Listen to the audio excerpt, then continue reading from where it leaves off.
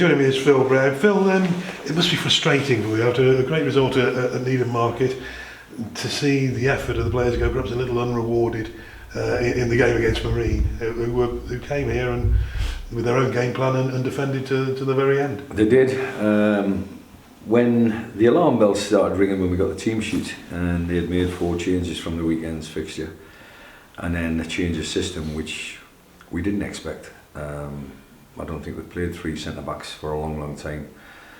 Consequently, you've got to deal with that. You've got to deal with the tactical side of it. And I think I've got a group of players that understand the tactical side. If anything, I probably changed to a flat back 4 a little bit too late, after about 25-30 minutes, and then consequently the 15-minute period before half time resulted in 2 or 3 great chances. I honestly thought the first goal was going to be vital in whenever that came, and we emphasised that at half time. The change of plan was a positive one. Maz came on frustrated to a certain extent that he had been left out, but his numbers had been down, and I addressed that situation. I think what we've got is a group of players that are desperate to get feedback with regards to the numbers and how they play. And Maz, from the start of the season, was a player that was creating, scoring goals, a part of the big picture at the far end of the pitch, the puzzle that everybody wants, that final pass, that final cross, that final shot, and ends up in the back of the net. They were playing with a freedom then, and consequently we had 4 wins out of 5, then all of a sudden Scunthorpe in town. So I'm just giving you a tale of the tape. We seem to be, at the moment, in the final third, huffing and puffing and not really believing that we've got that quality that we had at the start of the season, but we have. And that belief only comes with end product, and I think we're getting there, and that final piece of the jigsaw is just letting us down at the moment. I've got to say it, we've changed to 3 centre-backs, if you want to call Kellerbridge as a centre-back. We changed to 3 centre-backs for 2 games, or 1.5 games, shall we say. We've got 2 clean sheets. In the last 7 or 8 games, I think we've only conceded 5 goals, but we've probably only won 3 of them games. That's the disappointing part. What it says to me is that the target on our back will be there all season. You'll not get you won't get a free roll at Kidderminster Harriers. You won't get a free run at it. People know what we are, know who we are, know what we're capable of, and they set out to stop it. And they don't come here to entertain, which is their prerogative. Can't do anything about that apart from score that first goal as early as you can, and then maybe the game will open up. And that's the only fault, I'd say, of the players tonight. We just didn't get the early goal or a goal in front to open the game up. Then consequently we could have lost it. That's the daft part of the game of football. You're going hell for leather trying to win a game of football, and then all of a sudden you leave the back door open. But Dibs stepped up to the plate on a couple of occasions and kept a clean sheet. And we've got, I think, 5 in the league, 6 clean sheets this season so far. So we're doing something right. It's just the final piece is just that frustrating part, and that's why the punters are probably going home as frustrated as what we are.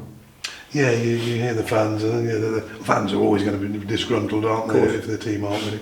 But you also get the belief as well, the fact that plenty of endeavour, plenty of effort, and it will turn itself around. I can't fault the players for the effort. I can't fault the players for the commitment that they're showing. Probably I could have had a go at them for 45 minutes in some games, but words of wisdom come out here, or words of anger, either that or you just leave them to their own devices, and that never works in management. You've got to lead the group as best you possibly can. Half time we made changes, positive changes to get out there, and consequently as soon as they looked at Maz Kuya coming on the field of play, they changed their system.